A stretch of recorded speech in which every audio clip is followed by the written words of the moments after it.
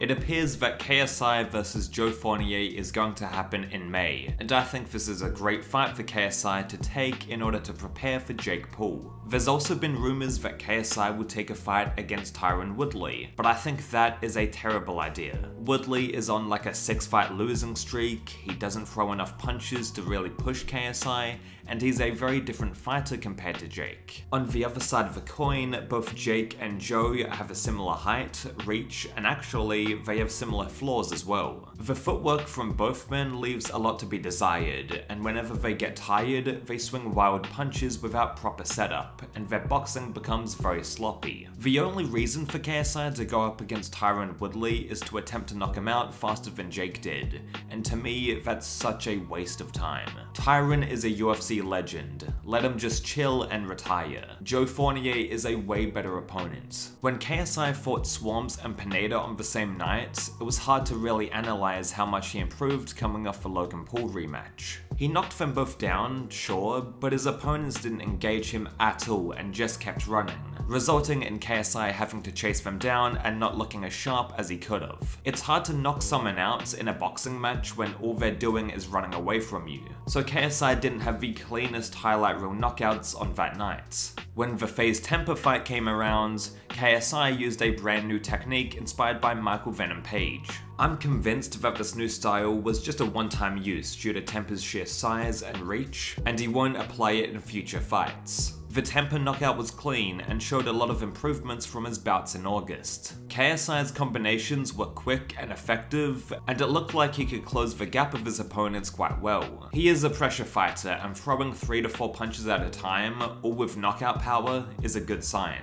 After KSI won his match against Temperrr, he was called out by Joe Fournier on stage and they verbally agreed to fight. Joe Fournier has a 9-0 boxing record, mostly beating journeymen, but still. If you compare Fournier's record to Tommy Fury's, they're basically identical. Joe and Tommy have both fought boxers with like 100 losses, but they at least have boxing experience under their belts. That's what both KSI and Jake are looking at here. Let's discuss the positive aspects of Joe's game and see what KSI is up against in May. I'm going to look at his most recent pro fights against Raycon on the Jake Paul vs Ben Askren undercard. First of all, he moves like a traditional boxer. The shadows and looks that Joe is pulling off is reminiscent of a professional boxer, and KSI has never really faced anything like that before. When Raycon comes into range to try to attack Joe, he backs out of the way quite comfortably and makes him pay with a right hand counter. The level of competition is extremely low for Joe to deal with though,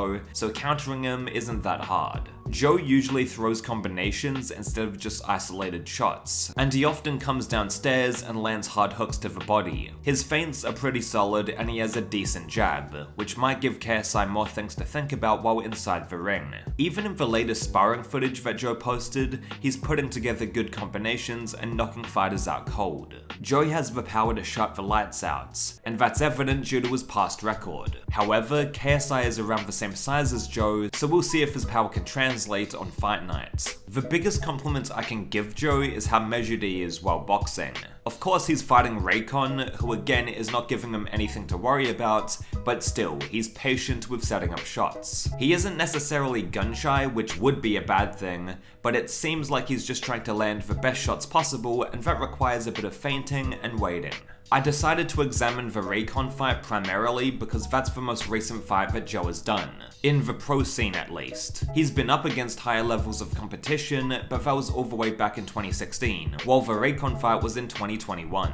Joe also participated in an 8-round exhibition with David Haye, who was a very talented boxer obviously, but that was more of a sparring match than anything else, so we can't glean much from his performance in that fight. What I will say though is that when David hurt Joe badly, the latter was still composed and ready to fight. He took a few big shots from David Haye and kept on trucking. We all know that KSI has power, but up until the Temperrr fight, he didn't have the accuracy to knock people out cold. It's gonna be interesting to see how Joe deals with KSI's big shots, but if he survived the onslaught of David Haye, I'm pretty sure he'll have a good enough chin when it comes to the KSI fight. Even though Joe moves and throws like a traditional boxer, it doesn't look like the speed is there. Slow reaction time is the last thing you want when you're going into the ring with KSI. He will always be on the move and will try to take your head off in the process. And if Joe doesn't have sharp reflexes or movement to get out of dodge, KSI does have the ability to knock him out. I expect Joe to try to outpoint KSI and use his jab to keep him off of him. As I said before, Joe was ripping the body in his last pro fights, and we haven't really seen anyone really hit KSI downstairs in a long time. I think the biggest thing that Joe has to worry about is KSI's sheer will to win and his speed advantage. Compared to Joe, KSI will look lightning fast in the ring, and you can guarantee that he'll be throwing countless shots per round. All things considered, I think Joe Fournier is a decent step up in competition, and it lends credibility to KSI's boxing career. Joey has an undefeated record, and he even held the WBA international title back in 2017. Whatever that's worth, I'm not really sure because there's quite a few boxing belts that don't mean shit nowadays. Anyway, Joe Fournier has decent skills, power in his hands, and also has more attributes that will prepare KSI for Jake Paul than Woodley. Joe is a bit on the older side, but KSI is looking to fight in May and he can't really get a hold of Tommy Fury. Speaking of which, I believe Tommy Fury would beat Joe Fournier. But that's fine, because KSI just needs experience against a real boxer slash fighter who he can get a win over as well. If KSI doesn't end up stopping Joe and the fight goes to a decision, that might be better for KSI in the long run since he needs more rounds with good competition. Although Joe Fournier doesn't have the same name value as a Logan Paul, Faze Temperrr, or even Tommy Fury, he will still be a good test for KSI, and that's the most important thing he needs. Also, there are a ton of aspects about Joe and this particular fight that they can promote. The fact that Joe went 8 rounds with David Haye, the international title he won, and how Joe fought on the Jake Paul undercard. There's stuff that you can draw from to push the fight. Joe seems like he can handle himself on the mic, and I'm excited to see how the actual matchup plays out.